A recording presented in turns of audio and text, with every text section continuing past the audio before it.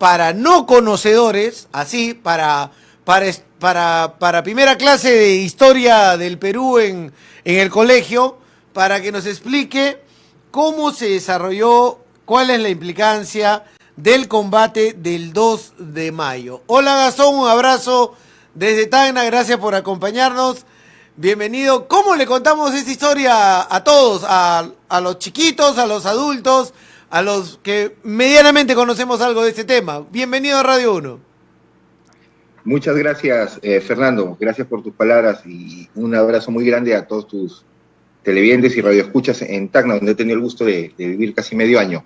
A ver, ¿cómo empezamos? Yo creo que a la gente lo que le gusta son los cañonazos, como tú dices, el olor a la pólvora. Eso. Porque podríamos empezar hablando de que era parte de la guerra hispanoamericana, que primero fue el combate de Aptao, que después se capturaron las Islas Chincha, el tratado Salazar Mazarredo, el presidente, el tratado Vivanco Pareja, pero eso lo pueden leer, primero lo pueden leer si quieren en Perú Batalla, si gusta. Pero vamos a enganchar a la gente con lo que tú dices. El combate del 2 de mayo también se le llama combate del Callao. Es una batalla en la que una escuadra española, que se hizo llamar la Expedición Científica, mira tú estos bandidos cómo se hacían llamar, llegó a las costas sudamericanas en un último intento de la corona española de recuperar sus últimas colonias de ultramar. Te digo último intento porque ellos bordearon el Atlántico, cruzaron por Tierra de Fuego y empiezan a subir por Chile. Y bombardean puertos chilenos. Ahí se da el combate de Aptao, en donde curiosamente pelean dos marinos que se verían 15 años después en la Guerra del Pacífico, que son Miguel Grau y Arturo Prat. Es por eso que Grau, durante la batalla, el combate de Iquique, intenta, entre otras cosas, más allá de su temple caballeresca de Grau, intenta salvarle la vida a Prat porque era su amigo, lo conocía de la guerra hispanoamericana, porque en esta guerra Perú, Ecuador y Chile pelean juntos. Es más, durante el combate del Callao el 2 de mayo, pelean tropas y marinos chilenos, porque era lo que debería ser, así como hay la Unión Europea, en ese momento era una liga sudamericana que se defendían contra un enemigo común. Bueno, años después, ya, ¿qué hago yo contándole un tacneño lo que es la guerra con Chile? Imagínate, claro, pero pues, en ese momento era una flota española en contra de una flota costera latinoamericana. Claro. Que no era una flota propiamente dicha la de los sudamericanos, porque tenía 3 buques que apenas nadaban, los usaban como baterías flotantes.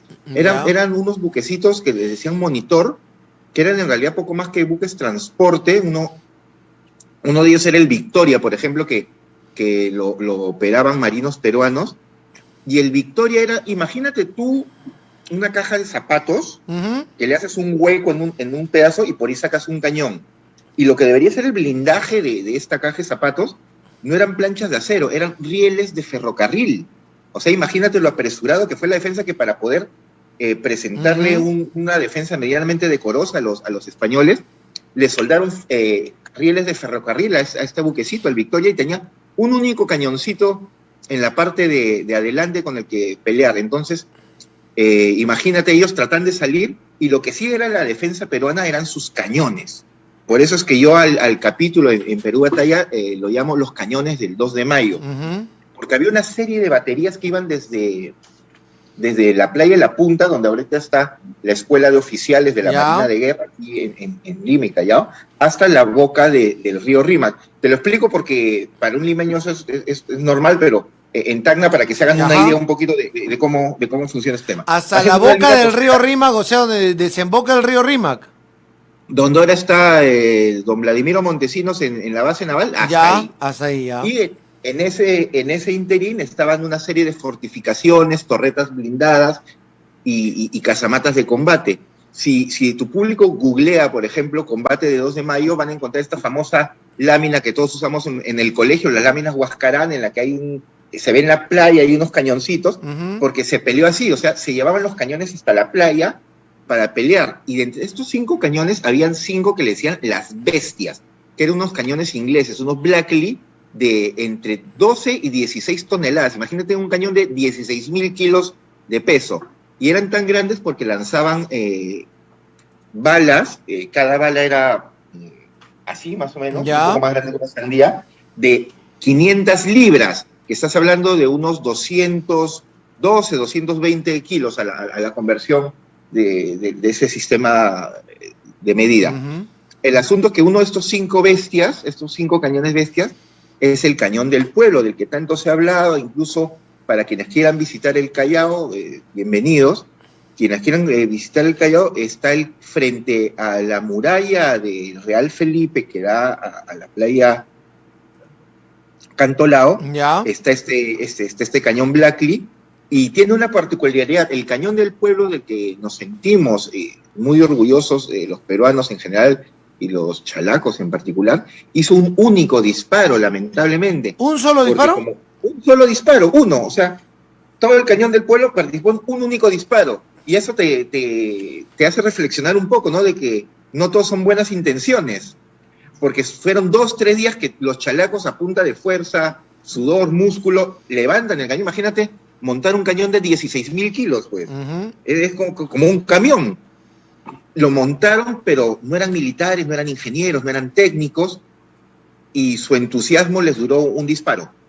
El cañonazo fue a las 11:50 de la mañana aproximadamente, y ahí se quedó. Pero los chalacos no se quedaron también de manos cruzadas, ¿ah? La denominada la Guardia Chalaca, que eran estos vecinos, eran gente que trabajaba en el puerto, estibadores, portuarios, pescadores, comerciantes de pescado, qué sé yo. Las municiones que tenían acumuladas en ese cañón se las suben a las espaldas, se las suben en carretas, las cargan en los brazos como pueden, y a puro, como se dice, a puro cholo power, a puro poder de músculo, se los llevan hacia los otros cañones para que sigan combatiendo. Y los que no combaten llevan sus machetes, sus chavetas, cualquier arma blanca que tenían, y se disponen a pelear en la orilla, porque lo que tenía mucho temor las fuerzas patriotas era que los españoles hicieran un desembarco en el Callao y tratan de tomar el Callao a la fuerza de la bayoneta, así como en Salvando el Soldado Ryan, que la gente se tira de las lanchas a la playa, ya igualito pensaban que podían hacer. Pero los españoles, sobre todo porque el río Rímac tiene agua dulce. Claro, esa expedición científica de los españoles, más o menos ¿cuántas personas traían esos barcos? Eran aproximadamente 8 o 9 buques. No eran pocos, no eran pocos, eran bastantes. Claro, y yo te digo, una expedición científica que querían ir a recoger aves, muestras de aves, muestras de reptiles, llegar hasta las Islas Galápagos, pero una expedición científica no te trae 9 buques de guerra, pues. Ajá. No te trae una fragata blindada de 10 cañones. Era el último intento, era un intento más de recuperar las colonias. Claro, porque este proceso independentista que se inicia a inicios del siglo XIX y termina para los españoles con la pérdida de las Filipinas, ya que, por cierto, las Filipinas se debe al rey Felipe II, que por eso también el castillo del Callao se llama Real Felipe, por este rey de España, que era el mandamás en ese momento. Estaban intentando recuperar sus colonias. ¿Y cuál fue el problema? En las Islas Chincha, en Ica, hubo en la hacienda Talambo un grupo de españoles que termina la guerra y muchos españoles decían quedarse a vivir en el Perú, habían hecho familia, tenían su vida hecha acá. Entonces muchos trabajaban acá y muchos españoles de la península europea continúan viniendo. O sea, imagínate, de 1821 a 1866, que es el combate 2 de mayo, han pasado 40 años. Siguen viniendo porque había mucho trabajo para ofrecer aquí al migrante en el Perú, una nación muy rica y recién nacida. Y en esta hacienda hay una pelea de peones, como puede haber en cualquier hacienda. Imagínate una pelea en, no sé, pues en la yarada, en los palos, ¿no? Y producto de esto, acuchillan a 2 peones vascos, 2 peones españoles.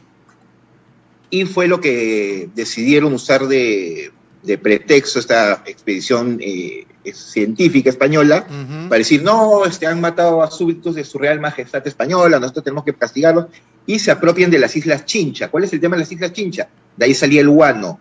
Todo lo que hicimos de Ramón Castilla y los empréstitos, Y lo que logra, por ejemplo, Ramón Castilla de abolir la esclavitud en el Perú es a raíz de la explotación de las Islas Guaneras. Castilla, en realidad, cuando libera a los esclavos, no es que simplemente dice, hoy son libres y abracadabra. Él les compra, platita en mano, a los dueños de los esclavos, a estos seres humanos, que imagínate este asunto de negociar seres humanos como si fueran una mesa. Pero este dinero es producto de las Islas Guaneras. Entonces, ¿qué hacen los españoles? Sabiendo que el dinero estaba en las Islas Guaneras y las Islas Chinches eran el conglomerado de Islas Guaneras más grande en la zona, ¡pum!, las toman, desembarcan ahí. Entonces ahí sí ya el gobierno y el pueblo empiezan a arrancarse los pelos y decir que eso es un atropello, nosotros somos un país independiente, con mucha razón, y entra el miedo de que esta expedición libertadora ya había bombardeado Chile, había bombardeado un par de puertos chilenos, y a diferencia de Perú, allí no habían cañones, no había quien los defendiera. Entonces por eso es que nacen todas estas fortalezas. Y dato curioso, Fernando, el Real Felipe no combate propiamente. Mucha gente piensa que la Torre de la Merced, donde muere José Gálvez, que era un cajamarquino que era en ese momento ministro de Marina y de Guerra del Perú, no pelea en el Real Felipe. Mucha gente cree que la Torre de la Merced es uno de los 2 torreones de piedras gigantes que hay en esta fortaleza del Real Felipe, pero no. El Real Felipe es una torre artillada que quienes quieran venir a Lima o los oyentes de Lima que nos pueden estar escuchando, está a la entrada del distrito de La Punta, al pie de lo que vendría a ser IMARPE, el Instituto del Mar del Perú. Ahí estaba la Torre de la Merced y hoy día hay un monumento a escala en tamaño real de cómo era la torre, que pueden ver y fotografiar, es un atractivo turístico. Aquí están montados otros 2 cañones Bestia, otros 2 Blackley, y desde ahí dirigía el combate el ministro. Imagínate un ministro que ahora, en vez de dirigir desde un escritorio, se vaya a la primera línea a dirigir una pelea, ¿no? Y en este lugar lo maravilloso que hay, Fernando, es que estaba Ricardo Palma, nuestro tradicionalista, nuestro ilustre escritor, pelea en el combate del 2 de mayo. Él era el ayudante de José Gálvez. Entonces José Gálvez se lo lleva para que empiece a tomar algunas cuentas, algunos apuntes, y no, 265 se rompieron los fuegos, la fragata Numancia ingresó por la boca del río, la Vencedora está entrando por aquí, el fuerte Ayacucho atacó desde este lado. Entonces toda esa crónica lo lleva José Gálvez para que la haga Ricardo Palma. Y en un momento empiezan a llover balazos, pero ya de cosas en forma muy seria en la Torre de la Merced, y José Gálvez le dice a Palma, ¿sabe qué, señor Palma? Usted no es soldado, le traigo aquí para que tome los apuntes, con lo que ya tiene hecho, váyase a la oficina del telégrafo que está pasando el Real Felipe, vaya a la oficina del telégrafo y empiece a enviar los mensajes a Lima, para que en Lima sepan más o menos cómo va el combate, si vamos ganando, si vamos perdiendo. Se baja por las escaleras, Ricardo Palma empieza a avanzar, se detienen un par de fortalezas a tomar unos nombres, entre ellas la fortaleza Ayacucho, donde peleaba el coronel Andrés Avelino Cáceres. El Brujo de los Andes combate en el 2 de mayo, por ejemplo, eso te hablo en unos minutos. José Gálvez, Andrés Avelino Cáceres, Ricardo Palma. Leoncio Prado, sí, José Sánchez Lagomarcino, que después es uno de los héroes de la batalla de Arica, muchísima gente, Isaac Recabarren, que es el defensor del desembarco de Pisagua, muchísimos héroes de la guerra sigamos con el recorrido. Ricardo Palma, ¿qué hace? Te interrumpí ahí. Sí, no te preocupes. Ricardo Palma se baja, rodea la fortaleza del Real Felipe, va borrando este muro de piedra enorme. Les cuento a mis amigos tañeños, el Real Felipe tiene un muro de piedra viva de unos 8 o 10 metros de alto, es como una fortaleza medieval, estaba hecha para contraatacar y contrarrestar ataques piratas. Hay una película de animación, si quieren verla, que se llama Piratas del Callao, búsquenla para que vean cómo funciona el Real Felipe y cómo se peleaba contra los piratas si quieren. Avanza Ricardo Palma, bordea la fortaleza, entra al pueblo del Callao, porque el pueblo del Callao estaba hacia el norte de la fortaleza, y en eso siente un sacudón, pero que revienta todos los vidrios de las casas vecinas, los caballos se encabritan.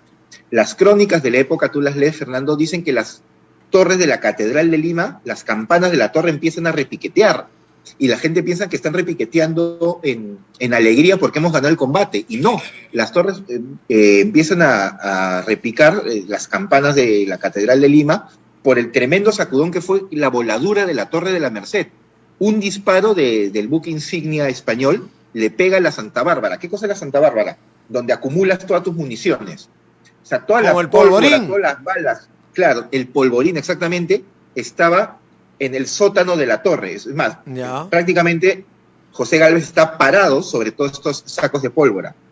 Entonces, ¿tú te imaginas cuando un cañonazo le pegó ahí? No quedó ni el recuerdo, por eso es que no hay una tumba de José Gálvez, porque se llama, a José Gálvez lo vaporizaron, y fue desintegrado. O sea, por lo menos de Miguel Grau quedó el botín, claro. De José Gálvez no quedó nada. Y Palma estaba ahí minutos antes. Palma estuvo 5 minutos antes ahí, nos hubiéramos quedado sin tradiciones. Imagínate. Sin un historiador. O sea, José Gálvez le decía 10 minutos después, baje. ¿Y Palma en algún momento relata todo esto? ¿Qué nos recomiendas para leer? Palma, ¿cómo lo pone, lo plasma? Palma lo tiene en sus memorias. No, él no lo refiere dentro de las tradiciones. Claro, que es lo que más conocemos, ¿no? Claro, pero lo tiene dentro de sus memorias. Ya. A ver, acá te leo si quieres un pedacito para que veas. Mira, acá tengo justo Perú Batalla. Ahí está. Dice, ¿no? La Numancia se adelantó a otras naves y se situó a 1000 metros del Fuente Santa Rosa. Disparó 2 cañonazos sucesivos, los que fueron contestados inmediatamente por el mando de las grandes piezas Buckley. Eso es lo que señala, por ejemplo, en el diario El Peruano, porque todos los jefes de las baterías al toque fueron entrevistados por Palma y por otros cronistas, y son publicadas en el diario oficial El Peruano, sus experiencias. Y aquí yo, no sé, les puedo dejar un debate, quizás que lo puedas sumar tú para la radio, Fernando. Los españoles dicen que ganaron ellos y los peruanos decimos que ganamos nosotros. ¿Por qué? Un combate se define por quién se queda dueño del campo, ¿no es verdad? En la batalla de Junín, los peruanos y los patriotas ganamos porque la caballería peruana derrotó a la caballería realista. En la batalla de Arica ganan los chilenos porque ellos toman los fuertes de los peruanos. En el combate del 2 de mayo, ¿qué sucede? Los peruanos nunca se retiran y nunca dejan de hacer fuego. La única fortaleza que queda, lo que se llama apagada, es el término cuando matas a todos los soldados y destruyes todos los cañones. La única fortaleza apagada de los peruanos es la fortaleza Junín, la torre Junín, que deja de hacer fuego. Pero el resto de fortines, salvo Junín y la Torre de la Merced, que te acabo de explicar que volaron, siguieron haciendo fuego hasta el final. ¿Por qué? Porque la escuadra española dijo, si ustedes no se rinden o nos dan tal cantidad de dinero, a mediodía empezamos a bombardear el Callao. Y a mediodía efectivamente empieza el bombardeo. Y hay una frase muy bonita de José Gálvez, porque dicen, bueno, don José, ya son las 12, empezamos a dispararles, ¿no? De usted la orden y que empiece el cañoneo. Y Gálvez dice, no, y esta es su frase, justifiquemos nuestra causa. ¿Qué está diciendo? Nosotros no somos los agresores, el Perú no va a empezar un combate. Si esa escuadra enemiga viene a atacarnos, que sean ellos los que ataquen primero y nosotros nos vamos a defender. Nosotros no vamos a atacarlos primero.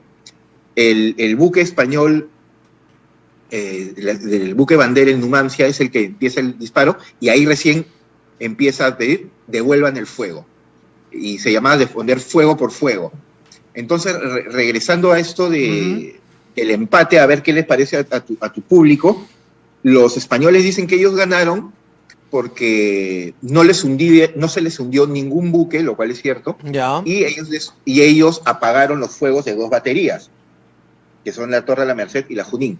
Pero los peruanos dicen que ganamos porque nosotros quedamos dueños del terreno. Claro. Los españoles se retiran, ellos dejan de pelear y si bien no se hundió ninguna nave española, su comandante general, el almirante Vasco Núñez, baja herido de 9 esquirlas. El buque insignia le hacen en el casco un orificio de 4 metros de largo en el casco. Estaba a punto de hundirse. Entonces, casi todos los buques españoles recibieron un castigo tan serio que debieron retirarse.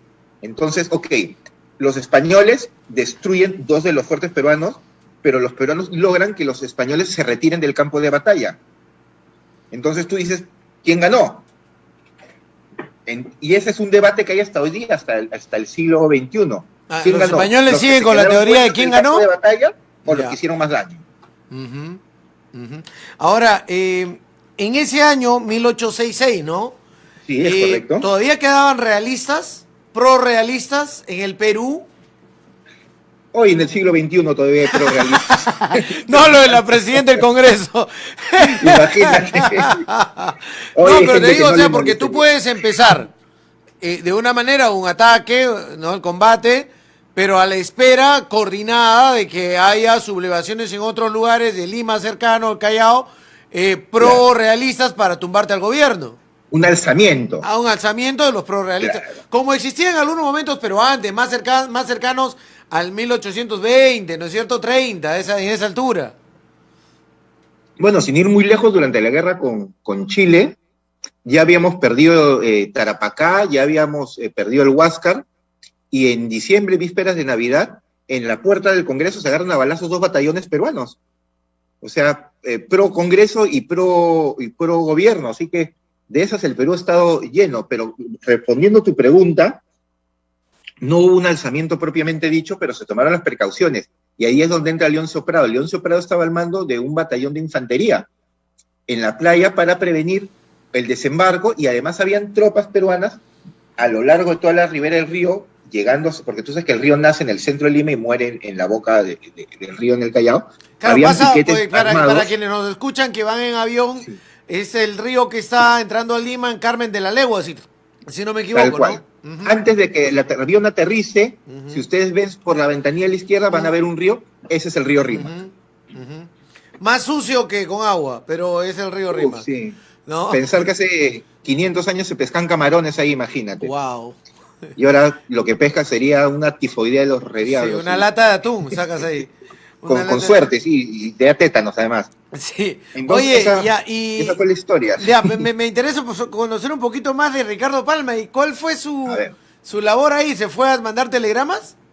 se fue a mandar telegramas, pero ya tuvo que cambiar el mensaje. El Ah, mensaje tuvo que claro. ser: mataron al ministro de guerra. Ujú, claro. Porque él lo que estaba contando en ese momento era: miren, los peruanos vamos ganando, este fuerte se sostiene acá, quizás pueda mover las tropas de este lado al otro, porque no tenías un teléfono, radio, todo era por telégrafo. Ujú.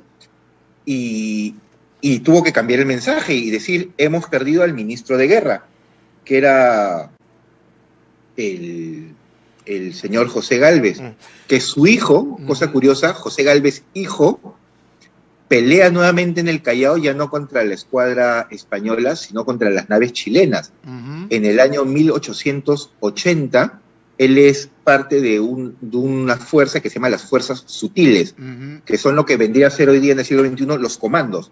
Él hacía ataques nocturnos submarinos para hundir buques chilenos, y en uno de esos ataques hunde una lancha torpedera chilena. O sea, el hijo continúa la tradición guerrera, combativa de José Gálvez padre. Y bueno, en el combate del Callao, si alguien quiere conocer, en la isla San Lorenzo están enterrados los muertos españoles de ese ataque, porque te dije, quedaron en tan mal estado los buques de la Armada de Su Real Majestad Española, que no pudieron emprender un viaje de regreso a España por meses, tuvieron que reparar sus buques. O sea, se retiraron mar adentro para reparación de Claro. buques. Para enterrar a sus muertos, curar a sus heridos. Si te digo que una de sus naves tenía un boquete de unos 4 metros de largo, imagínate, el tamaño de un más grande que una combi. Ujú. ¿Cómo vas a navegar con un hueco así en el casco? Imagínate. Ujú. Y eso fue producto de los cañonazos peruanos. Ujú. Oye, Y además, estaba pensando en ese momento, sí. mira, en el tema coyuntural que tenemos, ¿no? A ver. De la diferencia, la divergencia, los enfrentamientos políticos que hay ahora entre lo más extremo de la derecha y la izquierda. Así es. En ese momento. Y mira, ¿cuántas acciones o casos, situaciones hay que nos unen en ese momento, que nos deberían hinchar el pecho de patriotismo, de orgullo de nuestros antecesores, y que no los o sea, están plasmados en la historia y todo, pero que no continuamos presentándolos ante nuestros jóvenes, adultos, para mantener esos temas, ¿no? Sí. José Gálvez, un ministro que va a poner el pecho. cuerpo y a dirigir la batalla. En persona. Un ministro acá estaría agarrando un avión y se va, ¿no? Me voy. Tenemos a un historiador, a un Ricardo Palma, un Leoncio Prado, etcétera, que han hecho batalla, que han estado ahí, que valdría la pena estudiarlos en ese contexto, en ese momento, y en otros de su vida que no los reconocemos, y así podría sumar hombres en la historia de nuestro país que no se les reconoce totalmente, ¿no? Lo que se ha hecho para forjar una identidad de peruano. Aprovechando que estamos en el mes de mayo, uno de mis héroes favoritos, del que se habla muy poco, y no me dejarás mentir, es Gregorio Albarracín. Ya. El centauro, que le decían. De las Vilcas. Héroe tacneño. Derrotó a las partidas chilenas en la batalla de Locumba, por ejemplo. Estuvo ahí en el desembarco de Sama. O sea, me imagino que son nombres que a los tacneños les suenan mucho más que al resto de peruanos, porque son combates en Tacna. Y este mes de mayo en particular, el 26 de mayo en el Alto, en Tiorco, yo he estado tantas veces en esa pampa, se conmemora un aniversario más de la batalla de Tacna, que fue hasta ese momento previo a la batalla de Miraflores y de San Juan en Lima. La batalla de Tacna fue hasta ese momento la batalla más grande que se registró en suelo peruano. Y es además una batalla en la que combaten peruanos contra chilenos, pero además combaten bolivianos. Vayan al Museo de Sitio, es hermoso, ¿no? Yo estoy seguro que tú también coincidirás conmigo, y pueden ver los uniformes de los soldados peruanos que pelearon ahí, todavía con los agujeros de bala. Para mí es estremecedor ver un uniforme lleno de agujeros, con las manchas aún de sangre de hombres que defendieron, sangraron, murieron por nuestro país, ¿no? Y que deberíamos tenerlos más presentes que antes.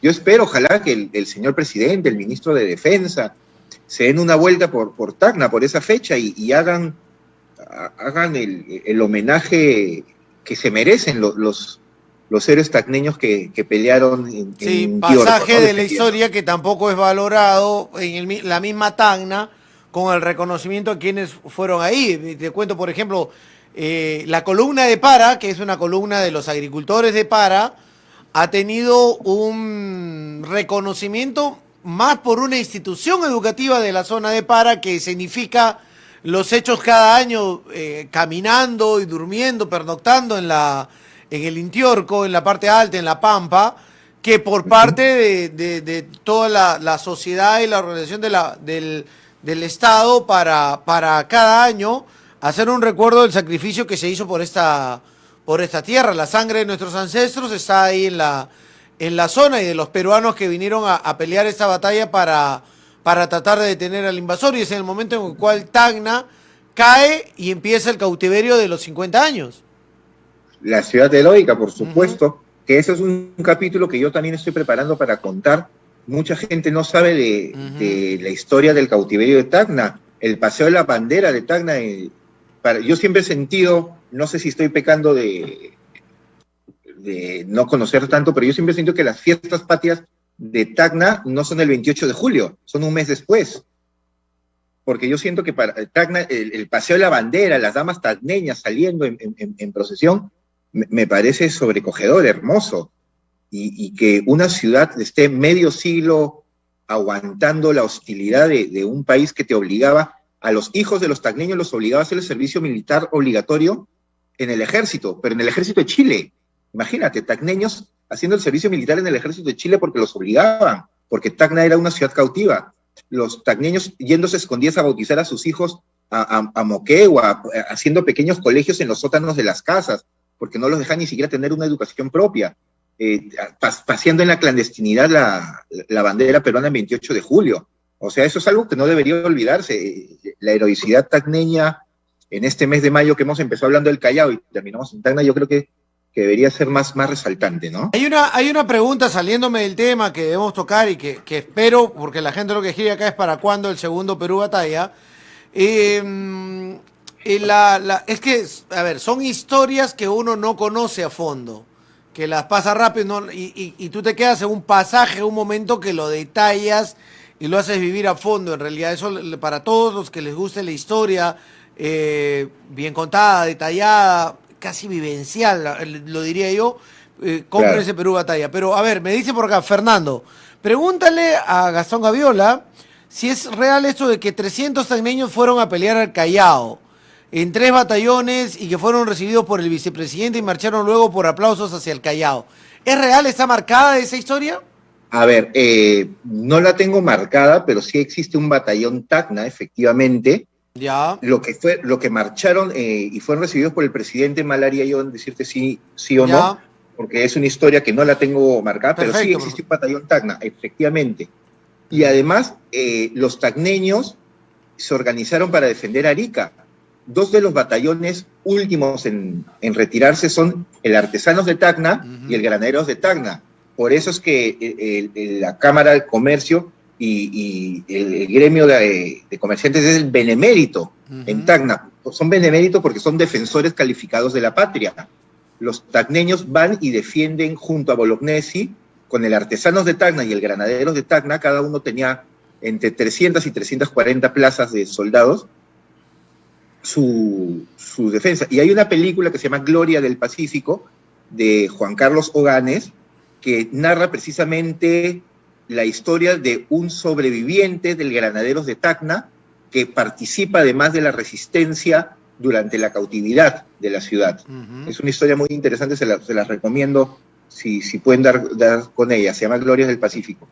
Pero ya que nuestro amigo nos pregunta, voy a buscar más y te prometo que para la próxima, quizás para la batalla de Tacna, te pueda tener un dato al respecto. Están pidiendo que te vengas a vivir a Tacna otra vez, dices, ya has vivido 6 meses acá. No, es que hay cuantas batallas, historias acá en Tacna también que no son detalladas a fondo, que posiblemente, yo no creo que no sean detalladas, yo creo que hay gente dedicada a la historia acá en Tacna.